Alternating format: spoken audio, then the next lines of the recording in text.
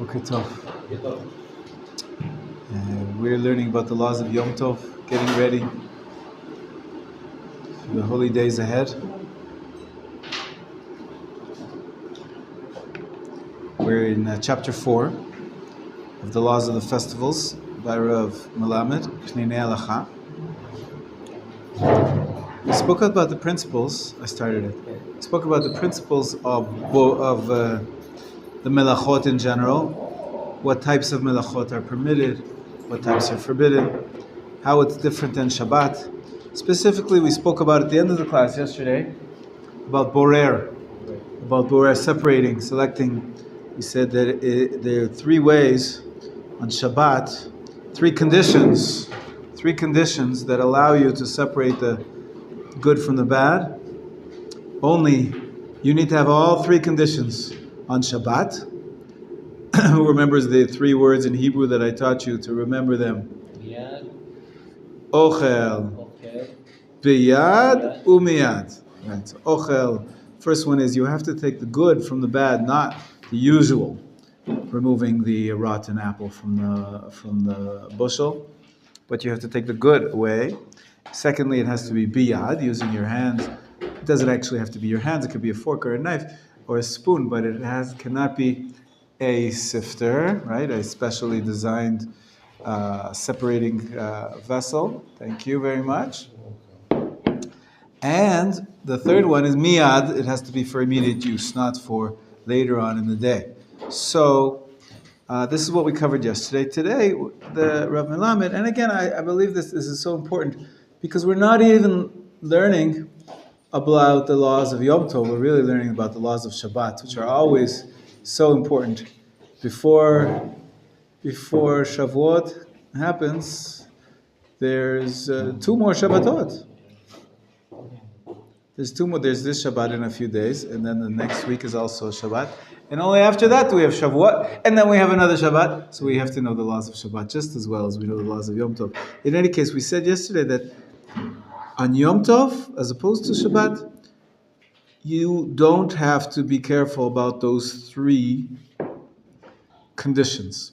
You can separate the bad from the good. You can use a sifter, and you can do it for later on as well. It doesn't have to be for immediate use. Okay, if you have a walnut, sorry? Next few days. Right. No, not for the few days, correct. But just days. for that day, yeah. Like we said, in all the melachot, you're only allowed to cook for that day. So you're only allowed to separate for that day, correct. Very good. Okay, now there's some specific laws, which again is going to be educational for us because some of you might have forgotten. Some of you may have never learned the detailed laws of Shabbat. We haven't covered it in this class. Some of you just joined, and sometimes even if you have covered it, you forget. So it's good to remind ourselves.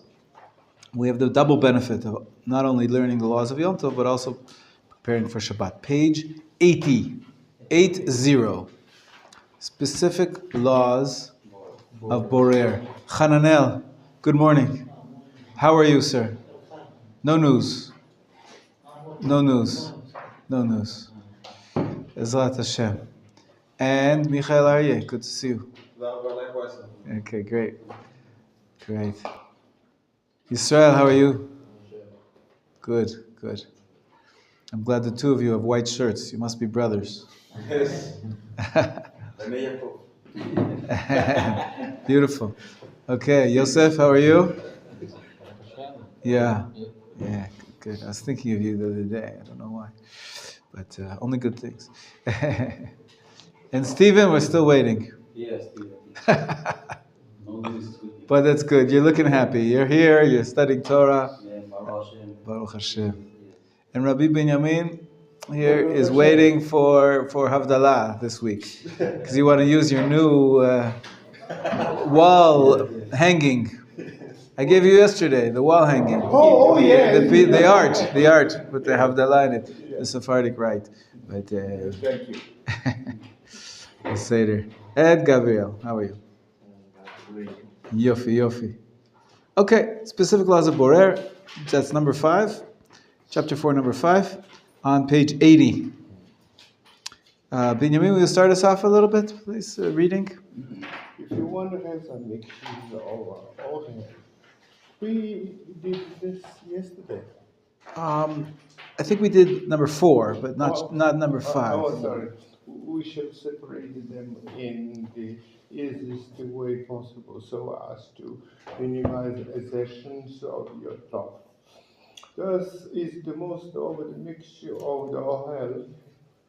He should remove the postlet, and we most of the mixture of this especially remove the oil. Okay, so we have a consideration on Yom Tov of toil, exertion. We want to minimize the exertion. We want to, sir, you're allowed to prepare food, but we want you to rest, to enjoy as well. And so the rules are a little bit different. After I told you yesterday that it's so important to do it not in the normal way, to remove the ochel, not the psolet. Here, on Yom Tov, the considerations are different. It's not a question of ochel from psolet or psocha from olet. The main thing is what's going to be the least exertion. Okay? Go ahead. On Sabbath, some maintain that it is prohibited to peel fruits and vegetables with the peel, even if the peel are edible. Halacha or Sabbath. In contrast on the Yom Tov, one may peel all fruits and vegetables, even though with inedible peels. On Sabbath, one may not remove or leave pits with a device specifically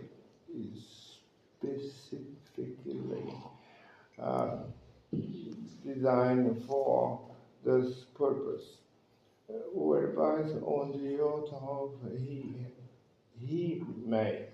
On Sabbath we may adopt the strict views and avoid removing bones from fish or meat before eating them. On Yom Tov, all agreed that bones may be removed before the meat. Thank you. So it's interesting examples of borer, selecting, and now there's a discussion about all these examples on Shabbat, and we see that on Yom Tov the rules are more relaxed. The truth is, I believe that you can use a peeler, a potato peeler, to peel cucumbers. Peel potatoes you shouldn't on Shabbat because we don't eat them raw. But some people are machmir, and they say you're separating the peel from the cucumber, and because you want to have the cucumber without the peel.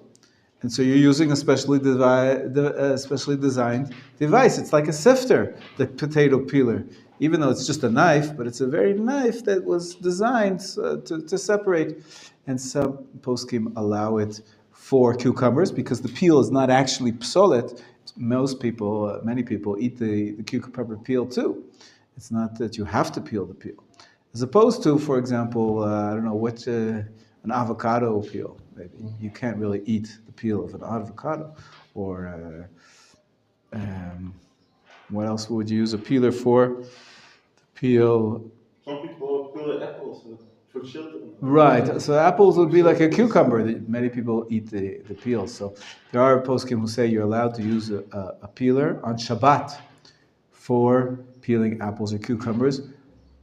Rav Madam, it says here, on Yom Tov, everybody would agree that you're allowed to use a peeler, even for, let's say, I don't know, maybe carrots. Most people peel their carrots. Most people peel the carrots, although I've seen people eat them with the peel as well. So on Yom Tov, those rules are relaxed. Like I said, you could even use a specially designed device.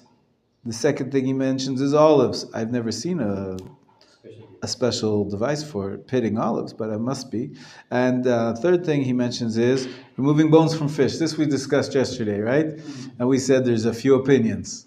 Some people are more machmir and they say you better only put it in your mouth and then take out the bones.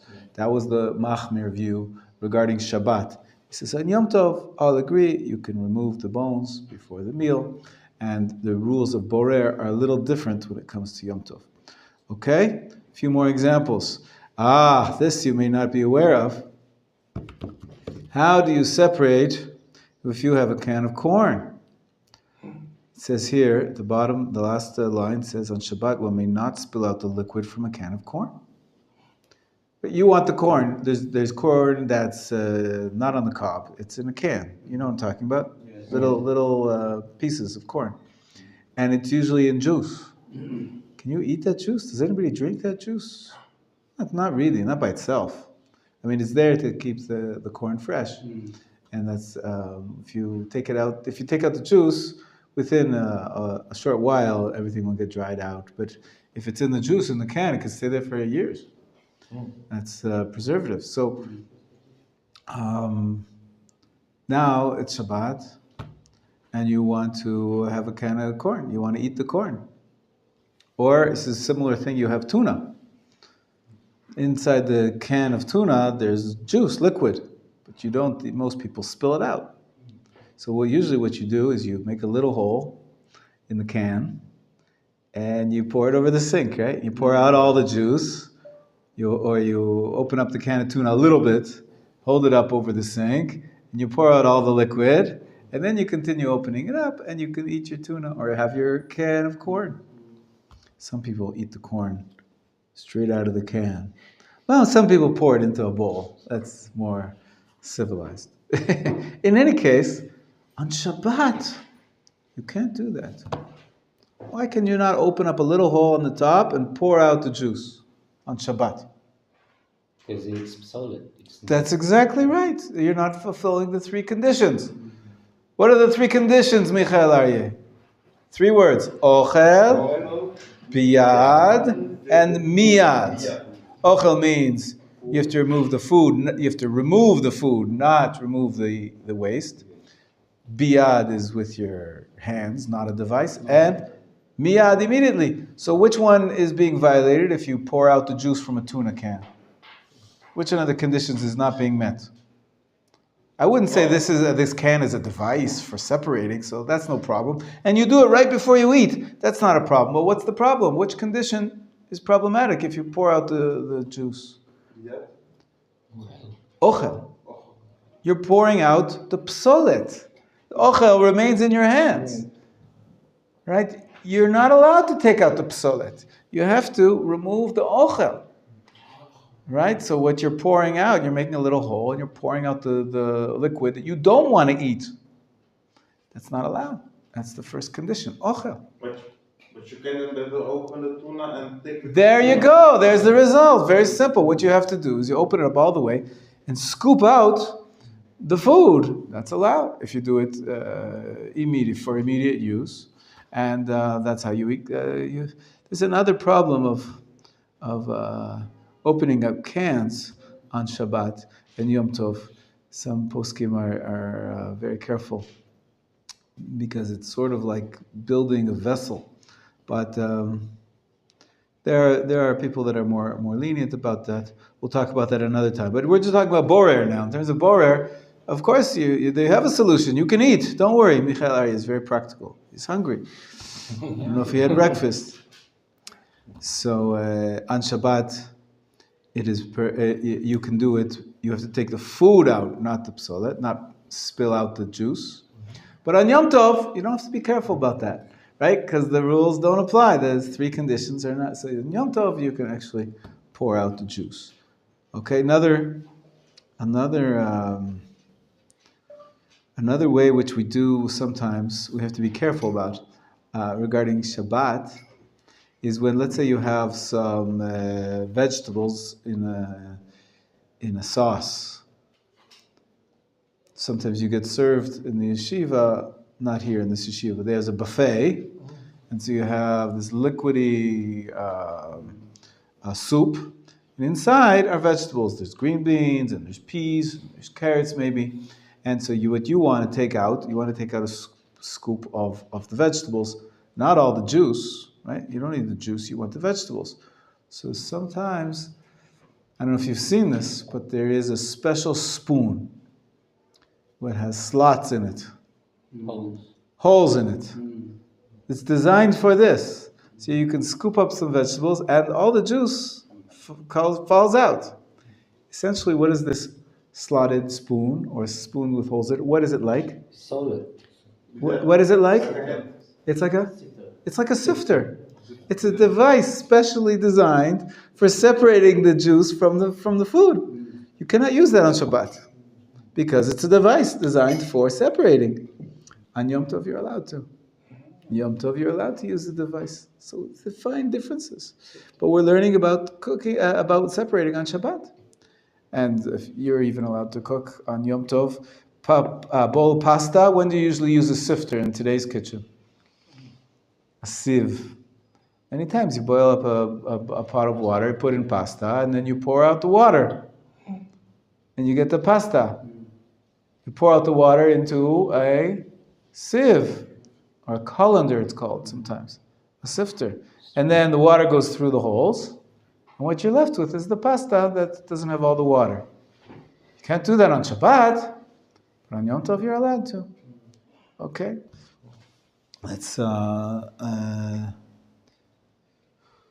Let's continue.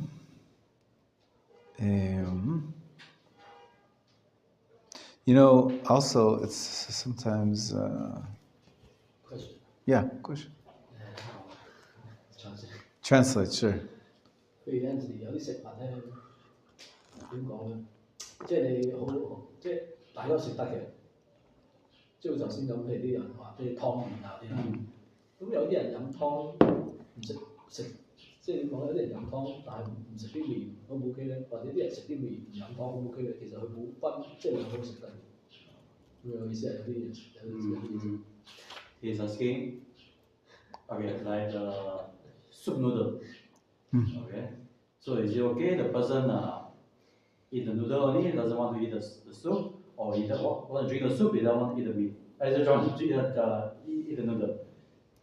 Yes, you can, but you have to be careful not to separate.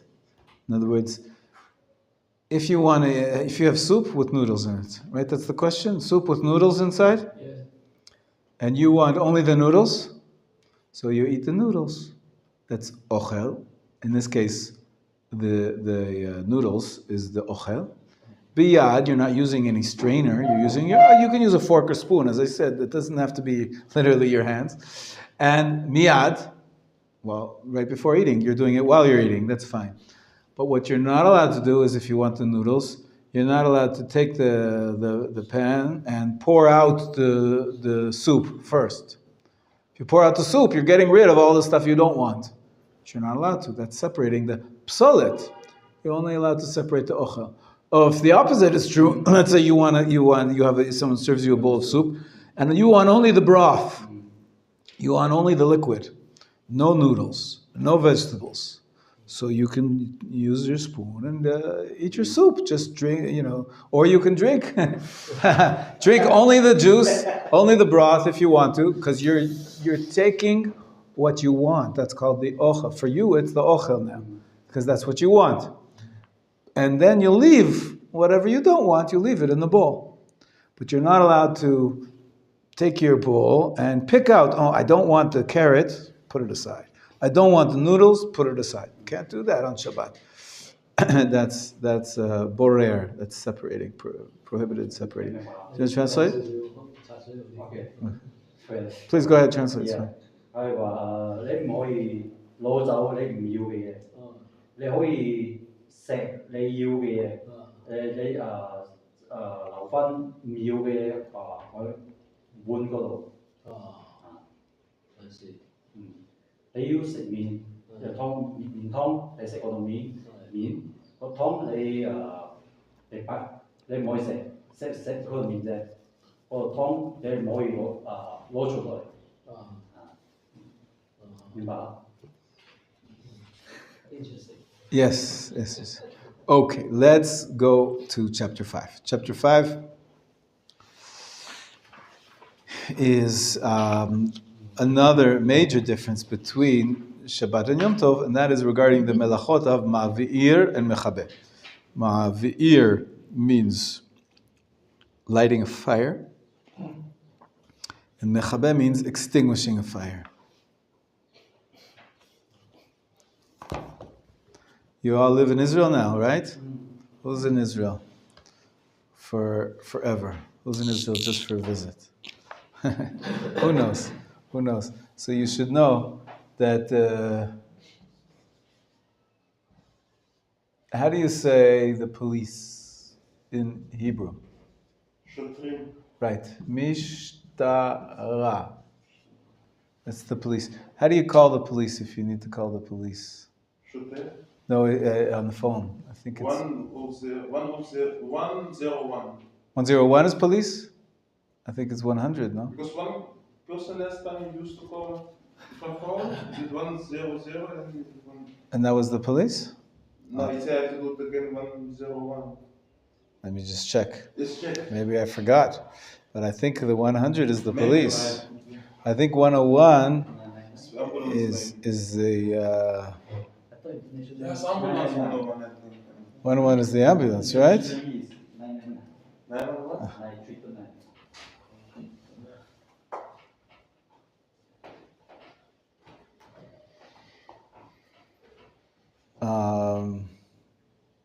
I'll just double check because I don't want to tell you the wrong thing. Yeah, ambulance. 100 is police. So 101 is ambulance. Yeah.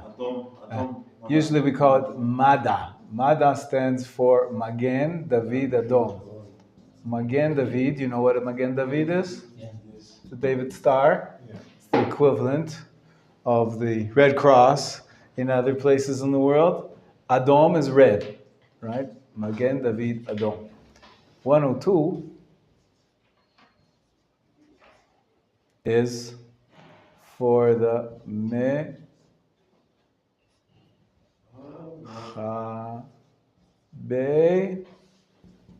Esh. What's Esh? Fire. Mechabe Esh? They put out the fire extinguishers. Firefighters. Okay? Firemen. The firemen, right. So mechabe means to put out. That's what it says on chapter 5. But in Israel, they see the firemen, they say mechabe ish. Mechabe ish. They say just mechabe. Mechabe esh. Yeah, mechabe esh. Yeah. Kibui is extinguishing. Okay? So there's the 39 categories of work, which we have defined for us on the Shabbat. The 2 out of the 39 are lighting a fire, mavir, and mechabe, putting out a fire. Question is, what about Yom Tov? So we already said that those are considered to be part of the 7 melachot, which are used for preparing food. And once they're allowed, they're one of the 7 out of the 39 that are allowed, then you can use them for not only preparing food, but for preparing any of your needs. Any of your other needs. Mitoch, we learned yesterday, the principle is that from we know that you're allowed to cook food. Using these 7 melachot, you're also allowed to provide for any of your needs during those 7 foods. That's why we can light a fire and we can extinguish a fire. That's part of the cooking process. And if you want to turn down a flame so that you can sleep, or turn up a flame so you can see better, that's all allowed on Yom Tov. Okay, that's Mavir and Mechabe. Yes? You can turn on light a fire. It's just with the. We're going to learn about it now. We're going to learn the details right now. Okay? But we'll start from the beginning. And then, of course, the question is, what about electricity? Is that considered to be a fire? And can you use electricity on Shabbat or on Yom Tov? Believe it or not, what's the answer? Can you use electricity or not? Yes. Because you light, you also use some electricity, right? Can you turn on and off electricity?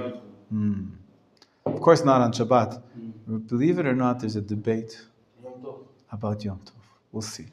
The standard is we don't turn on lights on Yom Tov, but either. But we'll discuss why, and we'll see other elements of this issue in chapter 5.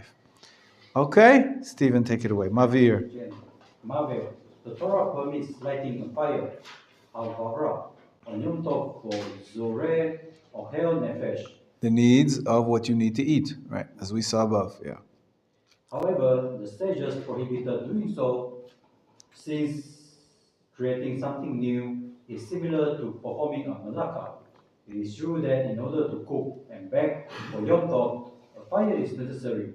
Nevertheless, since it is possible to light a fire before Yom Tov for use on Yom Tov, the sages forbade lighting a new fire on Yom Tov. Bezat and the 3a to be law of Yom Tov, Rashba, striking a match and turning on an electric light bulb are included in this prohibition. Though lighting a new fire on Yom Tov is prohibited, adding fuel to an existing fire where the wood, gas, or kerosene is permitted. In addition, if an additional flame is needed to cook, a match or wood chip may be lit from an existing fire, then used to kindle a new flame. For these purposes, red hot iron or red hot coal are considered fire, as are smoldering coal. Therefore, one may light a match from them, as doing so is not considered creating a new fire. Okay, so Gabi, does that answer your question? Technically, biblically, you're allowed to light a match on Yom Tov. Havara is permitted for Yom Tov. It's part of Tzorech Ochel Nefesh. However, the rabbi said, we don't want you lighting a new match. You have to have a pre-existing flame. Look, I drew a flame. Look, I drew a little candle. This is, sometimes you can buy it for 1 shekel in the makolet, or maybe 2 shekels if they're trying to make a buck. And you light it before Yom Tov, and then all Yom Tov, I want to light a candle. Here's my candle. Take it, put it here, and I transfer it and light the candle. And I take it again. You can light 100 candles. This one stays on the whole Yom Tov, so that I don't have to strike a match. Because the sages said, it's too similar to a melacha, which is not for ochel nefesh, and it can be done beforehand. Just light a candle before Yom Tov that lasts a long time. And so if it can be done very easily, the sages says, do not strike a match. You have to have a lit candle. Okay, that's rabbinically prohibited. Turn the page. Go ahead, Stephen. Since lighting a new fire on Yom Tov is prohibited by rabbinic law and not Torah law, a non-Jew may be asked to light for one of the sake of Light the one. mitzvah. And in case of great need, for example, a non-Jew may be asked to turn on lights or light a candle if Yom Tov candle have gone out. The dining room is dark and no pre-existing flame is available. Similarly, a non-Jew may be asked to turn on an electric heater if it is cold. So regarding Shabbat and Yom Tov, we have a prohibition to ask a non-Jew to do work for you. Amira lenochri. It's a rabbinic prohibition. But in this case, we have a double rabbinic prohibition. Because what are you asking them to do? To light a fire. But here it's not really prohibited on Yom Tov. It's only rabbinically prohibited on Yom Tov. So we have two rabbinic prohibitions. One is asking a non-Jew to do work for you, and the other one is you're only asking to do a rabbinic prohibition. The principle is that whenever there's a great need, like you're sitting in the dark or in the cold, whenever there's a great need, you can do something which is a double rabbinic prohibition. Meaning it's not double, but that makes it easier to be lenient, because you're not even asking a Jew to violate a rabbinic prohibition. You're asking a non-Jew to violate the rabbinic prohibition. And so each one of those so you have two negatives that add on each other. And so you have a reason why it can be allowed. It's more lenient to ask a non-Jew for help on Yom Tov than it is on Shabbat. When it comes to these rabbinic prohibitions, like Mav'ir. Let's continue to number 2, Mechabed. Then we're going to see some more practical examples. But first, the basic principles are Doraita Mav'ir is allowed. Rabbinically, it's prohibited. Mechabed. Number 2, go ahead on page 89. Stephen, go ahead. In Yom Tov, a fire may be... A fire may be extinguished kibui, only for the needs of Okel Nefesh. Otherwise, it is forbidden. Even if all of one possession are going up in flames, extinguishing the fire is prohibited as long as there is no danger to human life. Lowering a flame is also prohibited when there is no Zoreh or Hel Nefesh, as this is of the necessity involved extinguishing part of the flame. Bnei Halakha Shabbat 16:6-7. In contrast, extinguishing a flame as part of food preparation is permitted. Therefore, raw meat may be placed upon coal even though the juices dripping from the meat will initially put out part of the flame. Spices may also be put on the coal in order to infuse fruit with their flavor, even though initially the spices will put out part of the flame. Similarly, the flame under a pot of food may be turned down if it is so high that the food in the pot will burn. However, if a lower flame is available, the pot should be transferred there, thus avoiding unnecessary kibui. Let us say a fire threatening to burn down one's home, where he is playing with his Yom Tov meal. Alternatively, the fire is threatening to ruin the crockery and cutlery with which he is planning to eat the meal. May it be extinguished? Poskim disagree. Some prohibit extinguishing the fire, as doing so does not directly affect the food. Others permit it, maintaining that the permission to perform Malakah for Ohel Nefesh includes permission to protect the place in which one will eat and the crockery and cutlery with which one will eat. Therefore, as long as one does not have anywhere else convenient to eat beside his home, he may put out a fire which is about to burn it down. Similarly, if he cannot lay hands on other crockery or cutlery with which to eat, he may extinguish the fire which is about to ruin them. Since this is the disagreement pertaining to the rabbinic law, the lenient opinion may be relied upon when necessary. First thing is try not to have fires in your house. It's dangerous. Nowadays we're more careful that any fire could spread very quickly to the electric circuit, cause a fire which could spread. We live very close to each other in the cities, and we have to be very careful with fire. But in terms of the laws of extinguishing, basically it's prohibited unless it's for ochel nefesh. It's part of the cooking process. You can lower the flame. Yeah. I have a candle with for Yom Tov. It's like 9 days, but I see that this time I cannot make it out. I have to go until Shabbat then, right? Because after Shabbat is Shabbat, so I don't have time to make it out. You cannot extinguish it, yes, until Motzei Shabbat. Right. Okay, let's continue. Just as what, yeah. If here it says if it's meant to burn down one's home, why are there not like lenient if it's rabbinic law? It's fascinating. If you look back at the first paragraph as well, it says, even if all one's possessions are going up in flames, extinguishing the fire is prohibited, as long as there's no danger to human life. It's an amazing thing. Usually, when you burn down the house, there is danger to human life. But let's say imagine this, you're on a desert island. Okay, so there's no little old lady in the apartment next door that won't be able to get out in time if there's a fire. And there's no other chance that anything else will be hurt.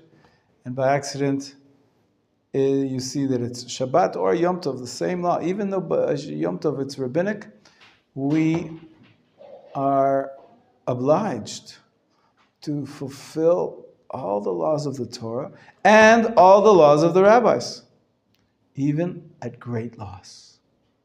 Can you imagine your collection of CDs going up in smoke? Everything you own, all your clothes, your entire house. Tremendous dedication we have to keep even the rabbinic laws. Only danger to life enables us to, we said if there's a double negative, if it's double the Rabbanan, if there was a non-Jew there, you could ask the non-Jew to put out the fire for sure. But if there's no non-Jew, you're on a desert island, you're only by yourself, you're only one Jew, and you're not allowed to extinguish fire on Yom Tov. The sages said you're not allowed to, even if it's going to cost you a lot of money. We have to keep the strictures of the rabbis. It's a very big challenge. One way would be to put yourself in danger and then Ah, smart, good thinking. Don't put yourself in danger, though. It's not worth it. It's not worth it. Human life is much more worth it than any collection of bottle caps or whatever else you have. But yes, it does. I'm glad you noticed that. We take rabbinic prohibitions very, very seriously. What I mentioned before, what he mentioned is that if you have a non-Jew doing a rabbinic prohibition, that's a double rabbinic prohibition. There we allow it in case of extreme need. But if you only have one rabbinic prohibition, there's no way around it, except for danger to life. But let me say you're in your house, a little fire start to come, right? But Yeah. you know, if the fire goes, the whole house. Right. You have to wait to a certain level, like, okay, now I have to make it out. You see, like, oh my. No. By all means, it's a good thing to put out the fire, but on Shabbat, you're not allowed to extinguish the fire. So, again, in the rules of Shabbat, when we were studying the laws of Shabbat, we spoke about it that the suggested solution is grama. Grama means indirect causation. You create a situation that you're not directly putting out the fire. It's a biblical prohibition onto. Okay, it could be that it's rabbinic, but still we don't do rabbinic prohibitions. But if you do it in an indirect way, for example, you have you put water around where the fire is. You don't pour the water on the fire, but you put some towels or some water next to where the fire is. And when the fire starts to spread, it'll reach the water and it'll get extinguished. So usually there's a way to make sure that the fire does not spread without actually extinguishing it. But it's true. I think that we are more sensitive now to fire. You think you can handle it sometimes, and it gets out of control very quickly. So it can be quite a hazard, especially with the electricity we have in our walls and in our homes. There's devices. Who knows? We have flammable materials. Well, all of a sudden something may explode. You may. Did you ever throw a deodorant can, aerosol can into a bonfire? Boom, it could explode. So if there's children around, it could be dangerous. So in many cases, there is danger to life. Although technically, it could be a situation where you're all adults and the fire is in the middle of the table and a candle fell over or something. And you can't just put it out. On Shabbat or Yom Tov, even Yom Tov, if it's only, even though it's rabbinic, but you can cause it to go out indirectly. Make sure that the things around it are going to. Some fires will just die down if they don't have extra more material to burn. But it can be a challenge for sure, especially if you don't want your table to be ruined. Or if you don't want your napkin or whatever it is, tablecloth, that could be ruined, it could be a challenge. But if you're able to cause it indirectly to go out, that's what you should be striving for, if there's no danger. Yeah. Let me say, if I'm sitting at a table and it's fire happening, right? And I want to make it out indirectly. Is it good if let me say, I put a glass of water here and I do like this, right? If the water falls around it, you can't fool yourself. But yet, in the Talmud, the example for putting out a fire, the way to extinguish it indirectly, they had in their day a lot of clay vessels. You find them in archaeological digs today. That was their storage containers, clay. And one of the features of clay is that the fire heats it up, it cracks. And so the Talmud says you should put these jugs filled with water right near the fire, and then when they heat up, the jug will crack, and all the water will come out and put out the fire. So you're not doing it, the fire is doing it. It's happening indirectly. You're just putting the jug there. So maybe that's what you meant. That is more, because I fool myself, like, yeah, you're actually... It's the same as if I do this. Right, right. Well, you are not doing it in the normal manner, so there is a second element of it being only rabbinic. You're only prohibited biblically from doing these acts on Shabbat, these acts of melacha, if you do them in the normal manner. So what you're suggesting is in the abnormal manner, maybe that adds an element of leniency. You're not totally wrong, but what's the normal manner of spilling water? You're spilling water, whether you spill it with your elbow or with your hand. I don't think that there's a normal way of spilling water, so I'm not sure that's good enough.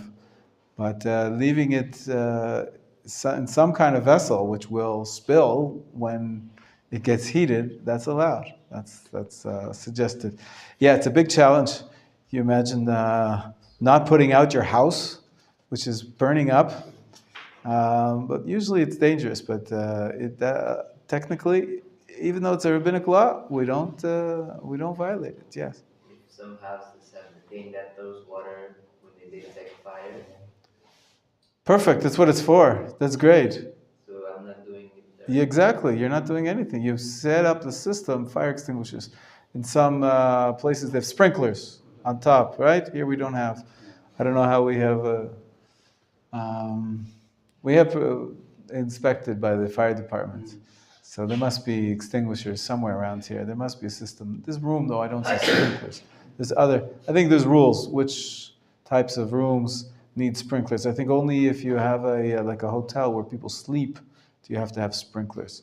Other than that, we just have to have exits, fire exits, and fire extinguishers. There must be is there somewhere around the Machon a fire hose or an extinguisher? Have you seen one? It's here, in the hallway. In the hallway there's one? Ah, okay. I don't notice it already. Perfect, yeah, that's good. Okay, yeah. The extent of fire, and also, I'm talking about for heat, for candle, for water, for lighting. Yes. For example, before we're talking about some cigarette Yeah. cannot make cigarette, but some smoking men, I know they very cold. They don't have a fire. They make the cigarette extend the fire. They don't need just this. Okay. Why do they light the cigarette? To be warm? Yeah. From the cigarette? Yeah. Without smoking it? No smoking. Just. Okay, then it's like a candle, but that's an expensive candle. That's a very expensive candle. Yeah, I know some people. They very cold. Yeah, I don't know. Yeah, if that's so, that's what we're going to read about now. You're allowed to light a fire for heat. Let's go ahead. Okay, Michael Arya, number 3, page 91. Lighting of fire for heat and candles for light and atmosphere. Just as one may use fire to cook and bake, so one may to use fire to heat the house when it's cold. If the fire in a wood burning stove is too small to properly heat the house, more wood may be added to make it hotter. If a heater uses kerosene or gas, one may add fuel to increase the heat it produces. Even though heating the home is not so rare or hard nefesh, there is an accepted principle that once lighting of fire is permitted for Orcha Nefesh, it is permitted for other purposes as well. Mitoch. This principle applies as long as the other purpose is something that most people find enjoyable. Heating a cold place falls into this category. Candles may be lit for a Yom Tov meal, even when the electric light already provide enough light because extra candles contribute to a joyous atmosphere and honor the festival. However, one may not light more candles than is generally accepted for this purpose. One who is afraid of the dark may also light a candle. We have already seen that the new fire may not be lit on Yom Tov. Therefore, in all the cases mentioned above, the candle should be lit from a pre-existing flame.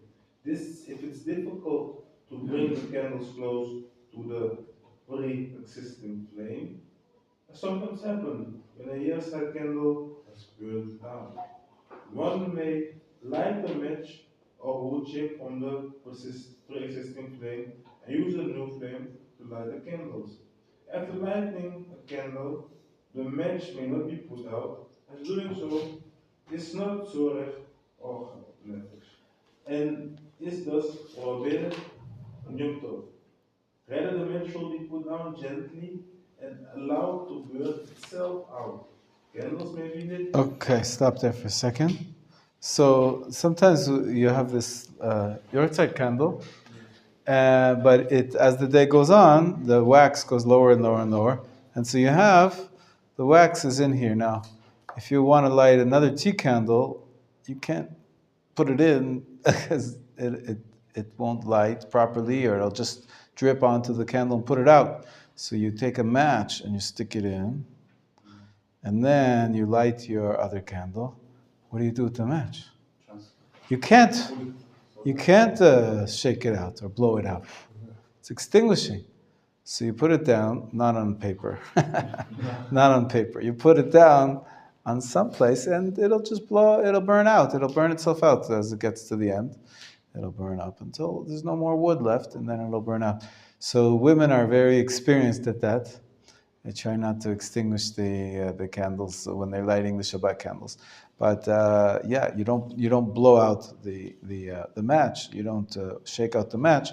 On Yom Tov, you're not allowed to extinguish it. You put it down, and it'll burn itself out. All right? Sound good? Because I also noticed, like, when you have the candles and it's very low, there's a lot of water, and you want to use it, but then you have to take it. But one shake and the water inside extinguishes. Right. Fire. Yeah. So It's fuel. It's not water, but yeah. But you have to be careful moving it. It could be if it goes out. It happens to me many times that it's gone out. You know what? Sometimes I found the solution, but many times that this light that we were prepared for before Yom Tov, maybe we forgot to light it in general. But even if we lit it, someone took a candle, and what happened? When they were taking the candle, they blew it out. Yes, Oh no! So now how am I going to light my fire? How am I going to light my candles for Shabbat? I need a pre-existing light. I can't strike a match. So I go to the neighbors. The neighbors say, "Can I have fire?" What? Yeah. They in a Jewish neighborhood, they know that. I understand what you mean. It's Yom Tov. You can't strike a match. I'll give you fire. How am I going to give you fire? Okay, take a candle, light it from my candle, and take it home. So many times you take the candle and you go. You get halfway home. The wind blows it out. So go back, light it again, and because the outside it's windy, so the candle blows out. So you have to try again. So then you go like this. You will sort of guard it so that it doesn't turn, it doesn't go out, and then you're almost home. Goes out again. So there's all sorts of tricks. I have now, finally, I have a little lantern with a glass door. Open up the door, put the candle inside, and then it's protected by glass. Up on top, it has air so that it can, and then I can carry my lantern. Some people put it into a jug. Take the candle and put it at the bottom of a big cup, right? If you have a little candle in here, so then the walls of this jug or a pitcher for drinks, that will protect it from the wind, and you can carry it to your house and then light your candle. And then I don't think you have to give back the fire to your neighbors. It's the only thing you borrow from your neighbors, you don't have to give back. Nice, right? When you borrow the lawnmower, You have to give it back. Yeah, one at a time. Yeah, Micha. Another question. Because it's also like forbidden of like obviously like I was one let me say one time I was a young top, and I was smoking cigarettes. And I was looking for a fire.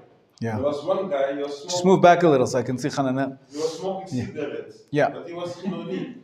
And I asked him for the fire, but then he said, no, it's not called the fire. Because I made it. He lit it on the Yom Tov, yeah. Is that also? Is it? Yeah, it's true. If the fire. I didn't make the fire. True, but if someone violated Yom Tov by striking a match, you shouldn't partake of that. It's only rabbinic, as we said, but still makes sense.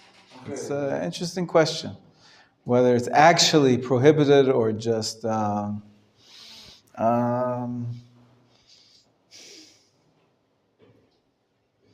And when he lit that match, he lit it for himself. When he lit that candle on Yom Tov, it wasn't for the intent to give it to somebody else. It could be that you would be allowed to benefit from that light, even though he violated a rabbinic law by striking a match. It's an interesting question, though. But the concept, there is such a concept that on Shabbat, for example, if someone cooks a food on Shabbat, in a prohibited way, of course, you're not allowed to cook on Shabbat, then you're not allowed to eat it. So that's what the idea is, it's called Ma'aseh Shabbat. So how that translates into the particulars of the case is something we need more details for. Because this is a rabbinic violation, it's not like cooking, and it's Yom Tov, and he didn't do it for you, he did it for himself, so there may be room to be lenient. But conceptually, he's right that if he violated the law in order to produce this fire, it shouldn't be used. Okay, good question. What did you want to ask, Benjamin? I went to the neighbor to have light, and he says, here's the match. He's a match. Oh, he didn't know the laws. I can't lose. And he says, I don't know what I can do. Right. He didn't have a lit candle. So no, because he doesn't know about this. Yes. So you go to another neighbor. I said, excuse me. He says, he looked at me. He thinking that I was teasing him or saying, Right. sorry. I just I can't light. And he looked at me. Yeah. So Yeah. I feel like what I can tell him. Right. You can tell him it's one of the laws of the rabbis that we don't light matches on Yom Tov. And maybe he'll learn something new that he didn't know before. Many people, they didn't have access to come to Machon Meir. They didn't learn the laws of Yom Tov. Okay, but do you go look at somewhere else? I have another question. Sure. The lady upstairs. Yeah.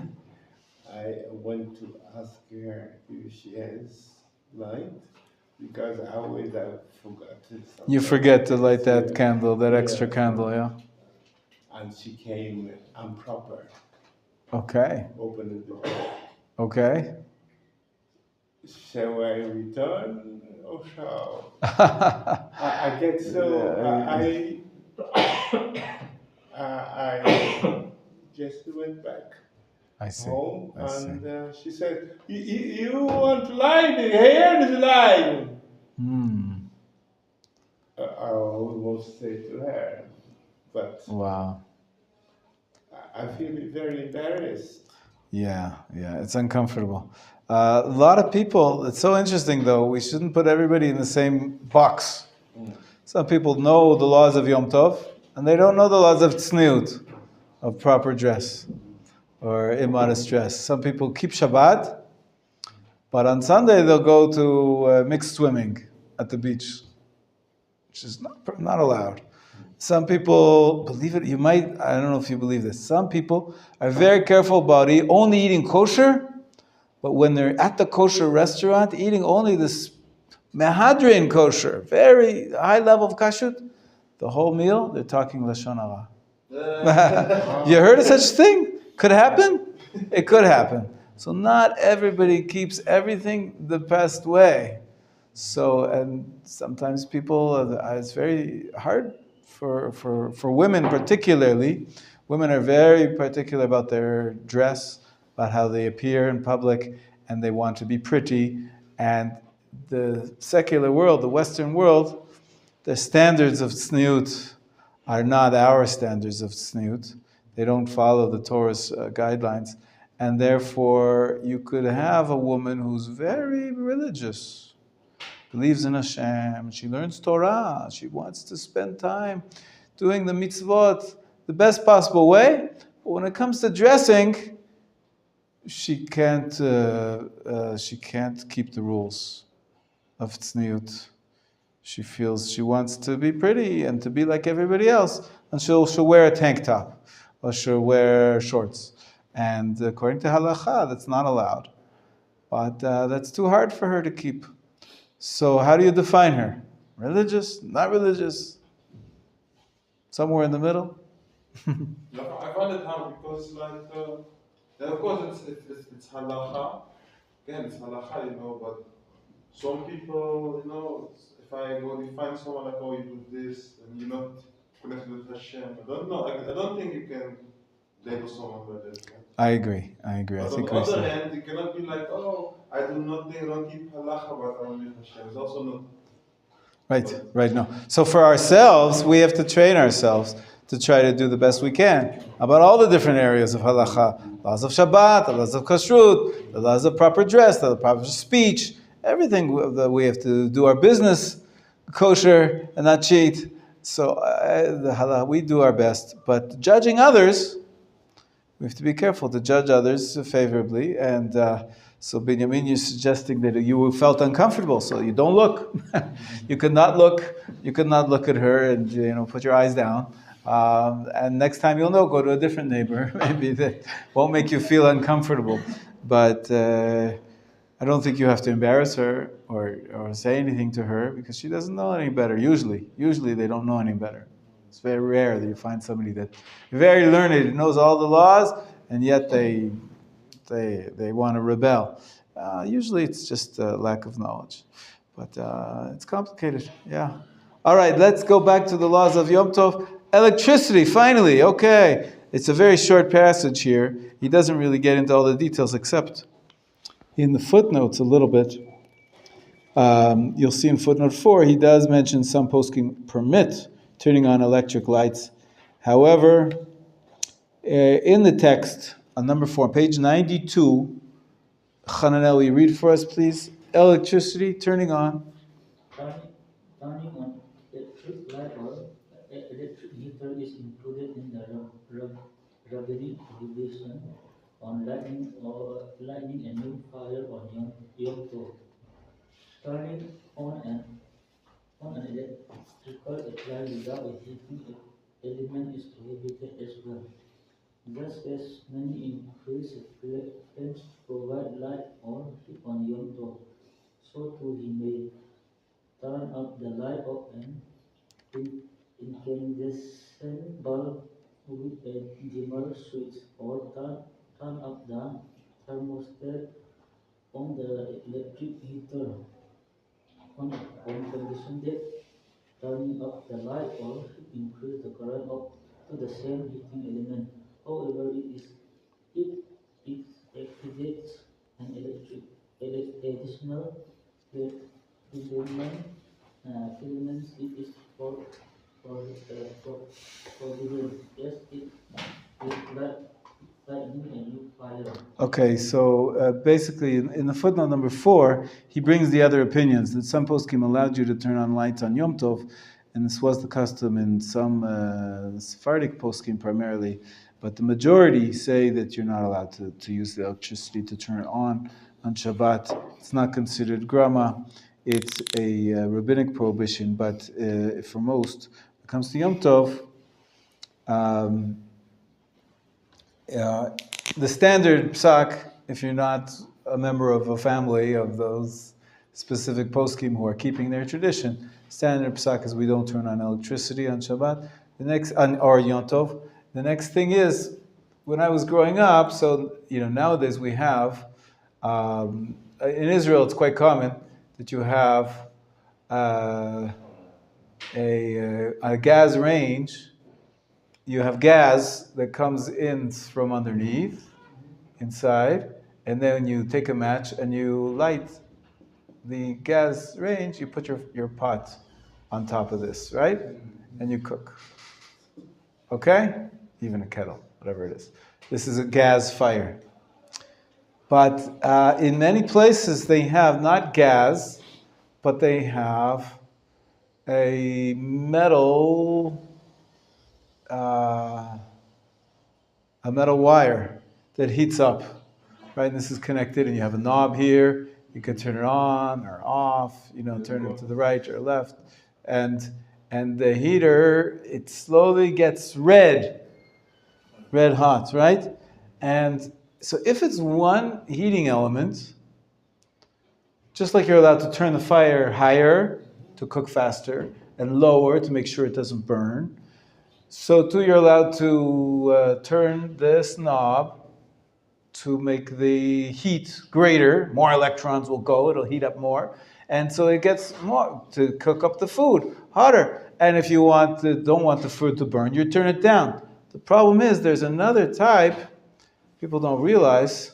It's like this one, but instead of having one coil, they have maybe 2 or 3 separate coils. So if you want it to be very hot, so you light all 3. If you want it to be a little bit hot, only number 1 lights up, or number 2, or number 3 lights up. And so each time if you turn this one up to make it hotter, you're lighting an additional flame. And that's not allowed, right? You're not allowed to strike a match or to light a new filament. What you're allowed to do is to increase the heat of the first one. But this is only one. So that's what he's referring to here about turning on or turning up. Same thing with an electronic device. Sometimes you have a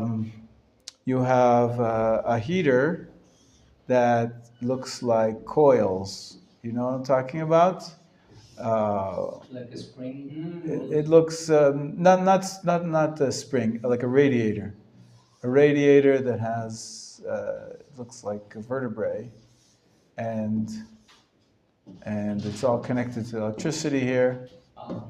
And there's a knob here. Turn it on 1, 2, 3. You know what I'm talking about? Yeah. There's one in the electric radiator in the so.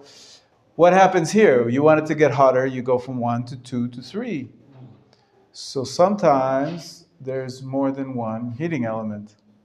So even though you can increase the fire of one fire, but not when there's 2 inside, there's I don't know exactly where it is, there's multiple coils.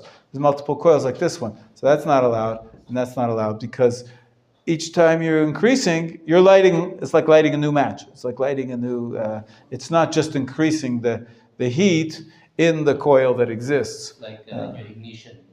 It's like a new ignition, correct, yeah. How do we know? You have to ask at the store.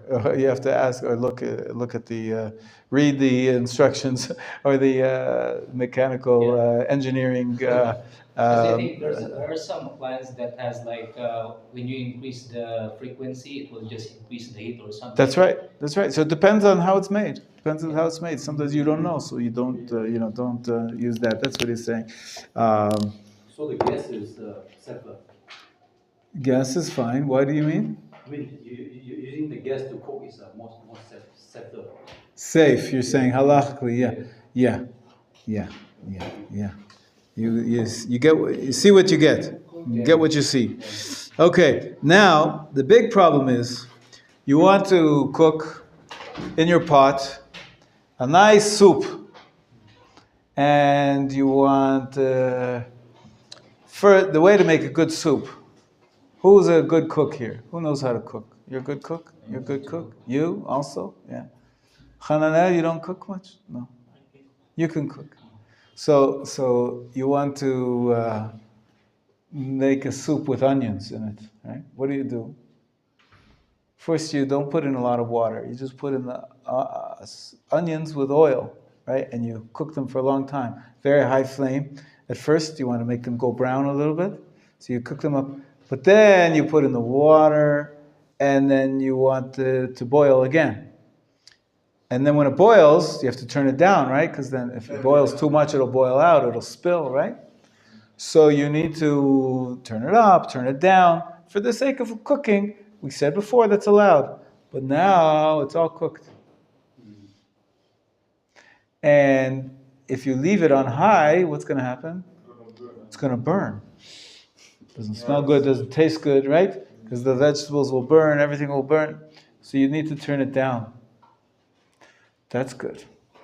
But now, it's time for dinner. So you take the soup off the pot and you serve it and you eat it. What about the fire? I don't need to extinguish it for cooking anymore. We have to leave the fire on because you can't extinguish. You can only extinguish for the sake of cooking. Turn it up, turn it down. But once the food's not on there anymore, you can't turn off the fire. What do we do? Put another pot with a full of water to boil. Oh, you learned the trick already. Very good. Let's read it inside. Let's read it inside. Okay, Gabriel, take it away. Grammar, page 93, it's chapter 5, section 5. The sages infer from the verse, "You shall not do any menachah," that the Torah prohibits the actual performance of a menachah. But if the menachah is done automatically, even if a person calls it to be done, it is considered grama and is not prohibited by the Torah. In cases of great necessity, one may use grama to achieve the results of a menachah. For example, if a fire is spreading, one may surround the fire with containers filled with water, so that when the fire reaches them, the containers will burst out open, and the water inside them will pour out, pouring out the fire. This ruling is followed in practice on Shabbat. Grama is permitted in order to avoid a loss in service of a mitzvah, and for some other great need, bearing these circumstances, one may not cause menachah to be done on Shabbat. However, when it comes to grama on Yom Tov, the poskim disagree.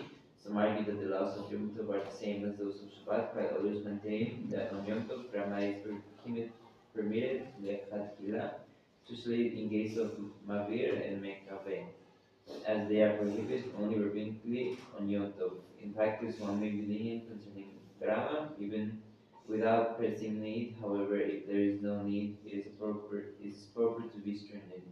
In the past, people who wanted to cook on Yom Tov would put enough firewood in the oven to allow them to cook what was necessary. This wood would be lit with a flame that had been prepared before Yom Tov, before the cooking was done. When the cooking was done, the fire would burn itself out, as the amount of firewood used was sufficient for the cooking and no more. Today, however, when you cook with gas burners, turning them off is problematic as one is not allowed to directly turn off a flame on Yom Tov. One possible solution is to use grama so that the flame is extinguished indirectly. For example, after the cooking is done, a full kettle of water can be placed on the burner and allowed to boil over. The overflowing water will pull out the flame.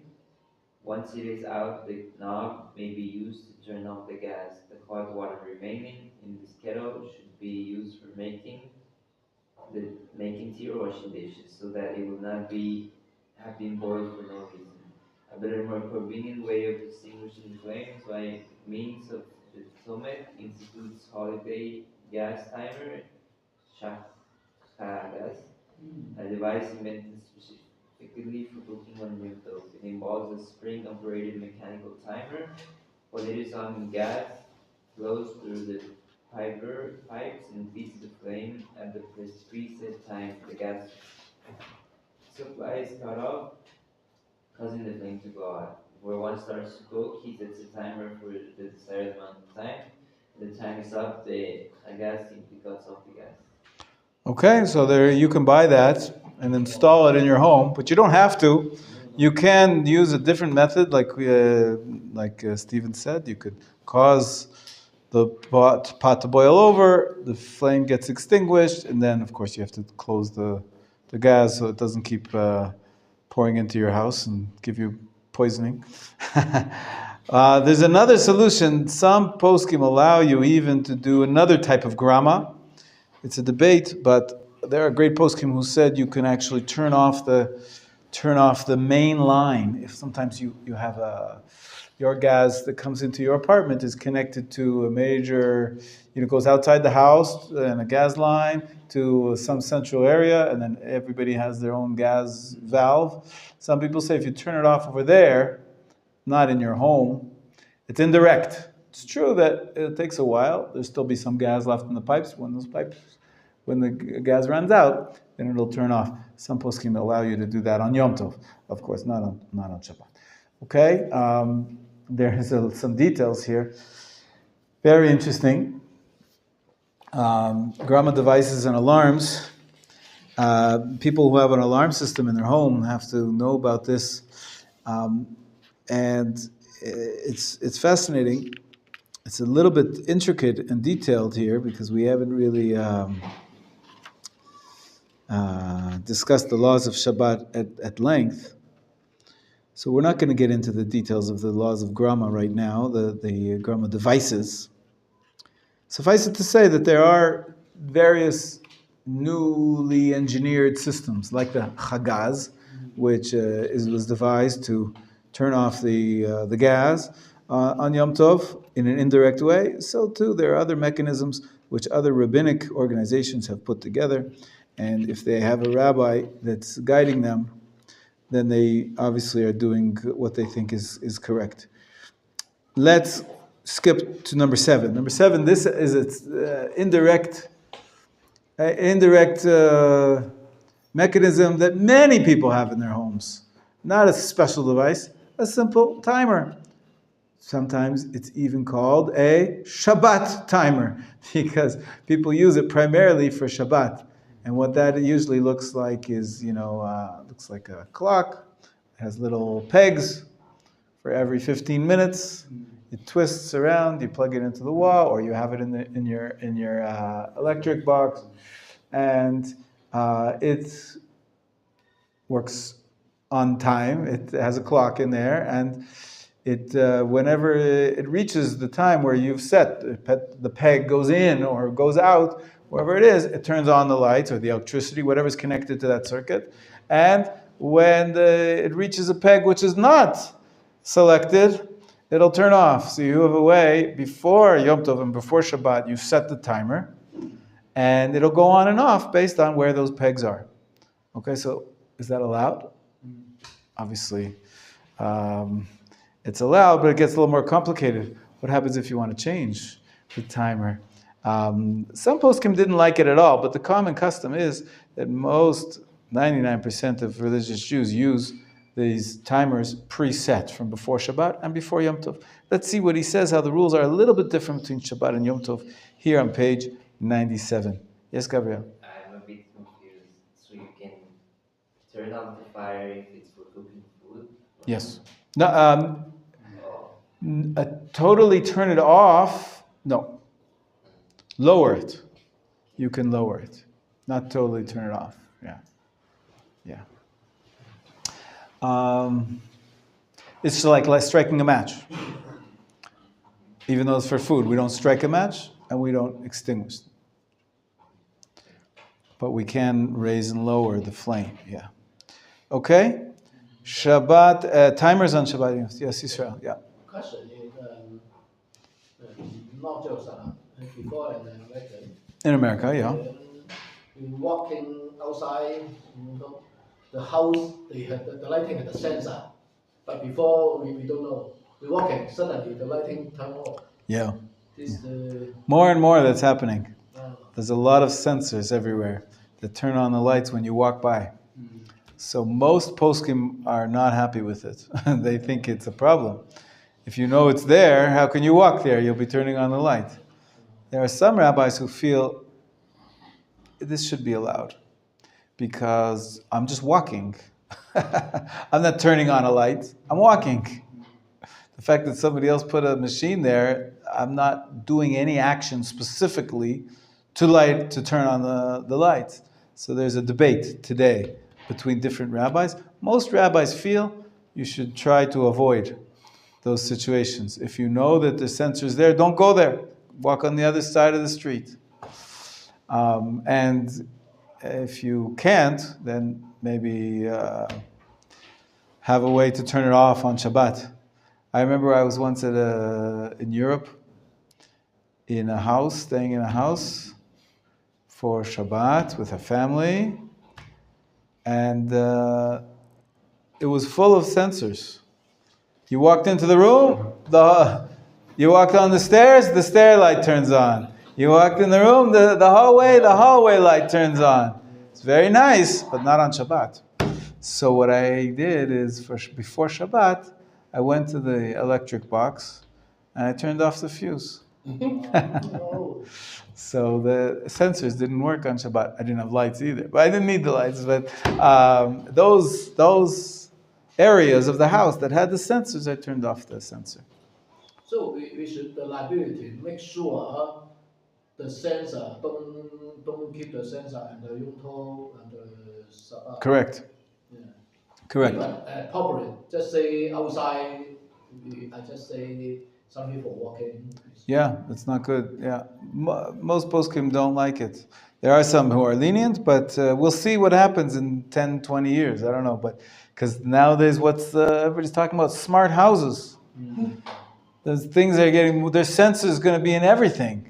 Your teacup will have a sensor in it. Everything will have sensors. That's what they're telling us. I don't know if it's true, but it could be that the halacha will be a little more flexible.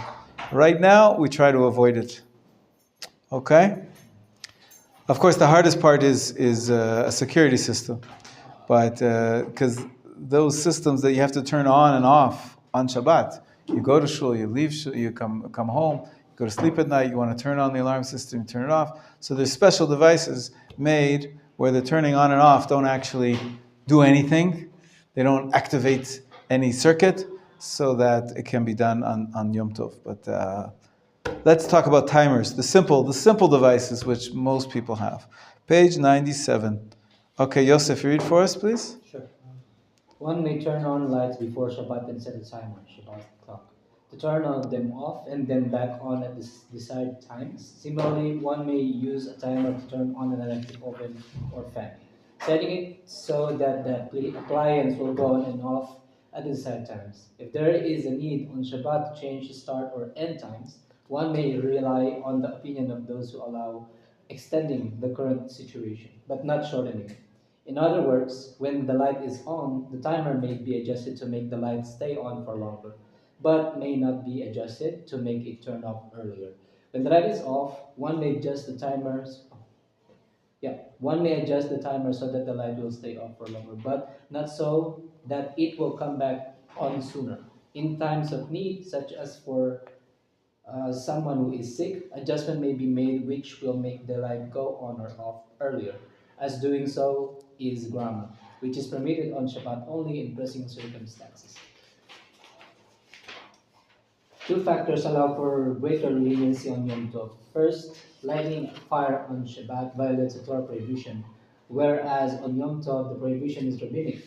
Additionally, according to most poskim, grandma on Shabbat is permitted only in pressing circumstances, whereas on Yom Tov it is permitted for any need at all. Therefore, as long as there is some need, one may move the time forward on the timer. If a light is on, the timer may be adjusted so that the light will go off earlier. If the light is off, the timer may be adjusted to make it turn on earlier. Similarly, if there is any need, one may cause an oven to go on earlier by adjusting the timer. Example, with a timer as long as it will not turn on for the last 5 minutes following the adjustment. As long as there is an external device with such a time delay, it is considered grammar.